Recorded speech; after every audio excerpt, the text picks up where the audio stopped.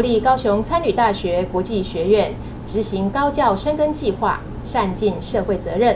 在过去的2年，我们拍摄了不同的英日语用餐礼仪影片，提供给偏乡的孩子学习的机会。今年我们另外设计了2个系列，其中一个呢，我们邀请在台工作的外籍人士，他们在不同的餐旅领域担任主管的工作，请他们分享如何融入在地的文化。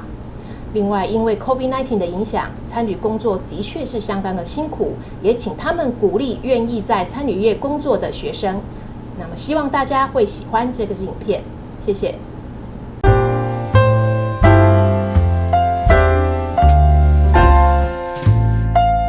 It's our great honor today to have Michelin star chef Xavier for our interview.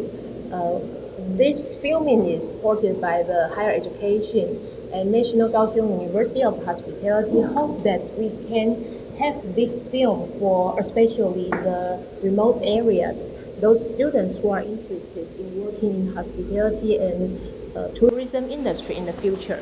So I have several questions to ask Xavier. Sure. Okay? I know you've been traveling around the world, working in different restaurants, and you won Michelin star. And if my data is correct, you are the youngest one who have this honor.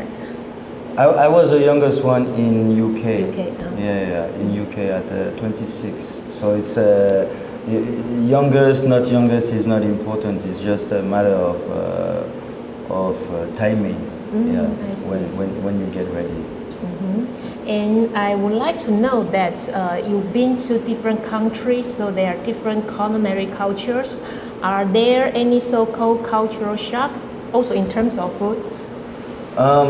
You mean when I mean, because I travel all over the world and I work also all over the world, so it's not about a culture shock. It's about being open-minded. As soon as you arrive in a country and you like open your mind and integrate everything what you see, what you learn, and not like judging what you see from what you know. It's different things. So you need to be open-minded. You need to understand that you are arriving in a country and you need to be calm first, because you arrive in a total new environment. So you need to understand that it's not the other to look after you. You need to look after yourself, and also to be. No, you need to adapt yourself to the living environment, to the culture, to the people.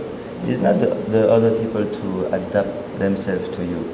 It's very different. Otherwise, if you arrive and you arrive as I know everything, what I say is just God words. No, it doesn't work. It doesn't work for people. It doesn't work for you. And especially in Taiwan. People in the kitchen 10 years ago was very shy. So if you start arguing with them, and if you start to be a little bit too impulsive, they will close themselves and go away. They will say yes, and you never see them again. And then you go behind and you say, "Oh, do you understand what I said?" No. So you need to be more diplomatic, teaching, and this is our job: is to teach, to transmit our knowledge. Is our goal. Yeah. Okay. So regarding the new restaurant in Kaohsiung, how do you plan to kind of integrate your international experiences with our local environment or local food culture? Well, first, when you arrive in a new city, new country, you need to study. You need to study where you're gonna open the restaurant, what is the habits of the customers, what is how much they can spend. This is very important as well, and also the expectation of those guests. Are they waiting for us? You don't know. So you need to study all this. It's all a démarche that is very essential when you open a business. Because many people open a business thinking, oh, they're going to come for me, whatever I do. No, you need to be humble and to arrive and to integrate what is inside of the locality and the country and what the people are expecting. So that's why what I want to do really is to have 60% at least of the product coming from Taiwan, and especially from Kaohsiung. For the past 4 months, I keep traveling in car, going on small farm. I'm not saying I'm gonna use all those small farms, but at least I see the passion of those farmers. I know what they're capable of doing, and also what they can do, right? So it's really important to respect the chain of production, the chain of supplies, and after, I will not say I will use only Taiwanese food. It will be a lie, of course not, because I need also to bring my own soul, my own personality to there. So maybe 20% will come from France, 20% will come from Japan, some of them from Australia. It's all my travel. I'm bringing here my travel experience. So it's all what I know, but Taiwan has such a diversity of product and seasonality that you'd be stupid to don't use it. I'm really looking forward to your new cuisine in Kaohsiung. Me too. Yes. And the last question is that during the past 2 years, the world is really influenced by the pandemic.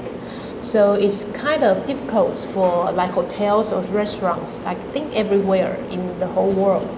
So do you have any words, for those young generations who are interested in working in this industry, even though under this difficult situation?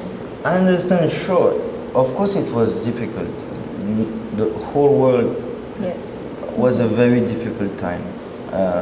Some countries more than others. Taiwan had the really good reaction. They really were proactive on closing the borders, on being really attentive to all the evolution of this pandemic. So they attract all the people, all the Taiwanese who were living abroad. Come back. So they all came back here.